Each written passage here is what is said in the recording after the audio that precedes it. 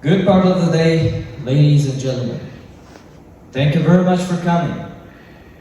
And in the beginning of my speech, I have a very interesting question to you. It's very basic, it's very small. It doesn't really take much of your time to answer, but still, this is a very interesting question. Ladies and gentlemen, what is this? Pen. Exactly, that's a pen. And a pen is such a simple and a basic thing that I'm sure that many people don't pay much of attention throughout the daily life, throughout the overall life, or for example, when you walk down the street, you simply don't think about it. But let me ask you this, what happens if I lose this pen? If we're talking about studies, first of all, I can take some important notes for my studies if I have a pen. And if we're talking about somebody's contacts or getting alongside with somebody, I can write down their phone numbers in case my phone is out of battery. And if we're talking about daily activities or something that we have to do in terms of our daily responsibilities, I can do it by making a to-do list and writing down every activities and everything that I have to do throughout the day. But here goes another question. What happens if I lose this pen? No pen, no studies. No studies, no diploma. No diploma, no job. No job, no money. No money, no food. No food, you get skinny. You get skinny, you get ugly. No, you get ugly, no lover. No lover, no marriage. No marriage, alone, depression, sickness, death. So ladies and gentlemen, number one thing that I want you to get as soon as you leave this building is that never lose a pen. All the time, take at least one pen with you.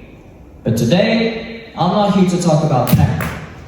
Today, I'm here to talk about a story, how a basic thing that not many people around the world, thousands, billions, or even millions of people don't pay attention so much. But this thing has shaped my life significantly and in a good way. And I'm gonna be talking about the story, how I first began my journey of learning English. 3 years ago, precisely 3 years ago, I was growing up as an ordinary kid, as an ordinary boy, who used to play football with neighborhood friends and don't think about future. Because the only things that would matter to me, back in those days are, is Messi better or Cristiano Ronaldo? Do I really like to go to girls or not? And how can I make money by literally doing nothing? These were my three main key components of my life. And somehow during that period, I got really curious about basketball. I got really crazily interested in playing basketball and trying myself in this field of sport. Because I was inspired by a very powerful and inspirational movie about the legendary basketball player. That movie got me inspired so much that my next movements were going towards my mother and begging her to give me some money to pay for my basketball classes. My encouragement was so high, was so strong, that I finally end up with getting some money, finding coach, finding classes, and attending it. 7 months later, after I started my basketball journey, I'm now building my vision. I'm thinking myself, oh my God, this is something that I like. An American or even other basketball players around the world who play in NBA, for a single game, they get like $1,000 per game. And I'm thinking myself, well, the only thing for me is To learn how to play basketball on a professional level like a pro, and then that's it, going and qualifying to NBA. Oh my God, my future vision was so high that I literally started doing some actions. But it's good things never last forever. Dreaming about a future with basketball has ended up the same way as most of the time when we get happy. That night, in the middle of the night, I'm getting waked up by my sibling brother, who is for 10 years older than me. He's literally trying to kind of get me up. And as soon as I get conscious, and as soon as I'm kind of opening my eyes and realizing that I'm human, he, with the serene confidence, with the dead eyes, with the poker face, and with the credibility of his tone of voice, says the following words: "You're gonna give up playing basketball. Starting from tomorrow, or maybe a week, you're gonna be learning English." Ladies and gentlemen, that was so shocking for me that even for 5 seconds I forgot what my name was. And I go like, what? And then he says, it's just like that. He's just like, these are only words. Keep sleeping until tomorrow. And then tomorrow we're gonna be talking.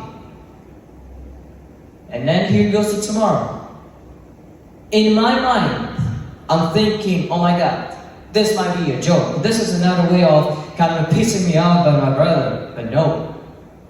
In this case, he was really serious. He took me for the week journey of finding a learning center, an education center in which I can find a proper teacher for myself so that I can trust my future to do anything that I want. And 2 years passes. And ladies and gentlemen, what language am I speaking right now? Throughout these 2 years, or even more, let's say 3 years more, like 2 years learning English and then another year, immersing myself to the different things. Ladies and gentlemen, just the language that billions of people speak nowadays, according to the several sources of news, only a language has changed my world, has changed my appreciation, has changed my opinions about it, changing the way I think, changing the way how I talk to another people. And this is the only language. And ladies and gentlemen, if I compare myself to past myself back in the 3 years, but that time, there's a very huge difference. The difference, like the sky with the earth. And that is the second thing that I want you to get from my speech. Realize what you don't realize. Accept every turning point in your life. Accept everything that the life has prepared you. All the time, trust in every turning point and in every twist, in every scenario that you have to confront, face, challenge yourself in it. Or even in worst case, struggle with them. Because you don't really know. If you think that this change, this turning point that is upcoming towards you will change your life in a beneficial way, in a positive way, just accept it. But if it's a vice versa, then just ignore it. Then just don't accept it. And that's the question that you may ask. How should I differentiate whether it's a positive change or negative change? And the answer is very simple, ladies and gentlemen. Just think about it. Trust yourself and trust your guts. Feel it from your heart. Feel it from your sincerity that you have. Wholeheartedly believe it, that it's a non-negative thing. And in the end of my speech, I just want to say that let me just take the pen that I was, let me just take this pen. If you didn't use a pen, and if you ignored the importance of this pen, you all wouldn't be sitting right here and achieving significant and big results that you have shown so far. Thank you very much, ladies and gentlemen.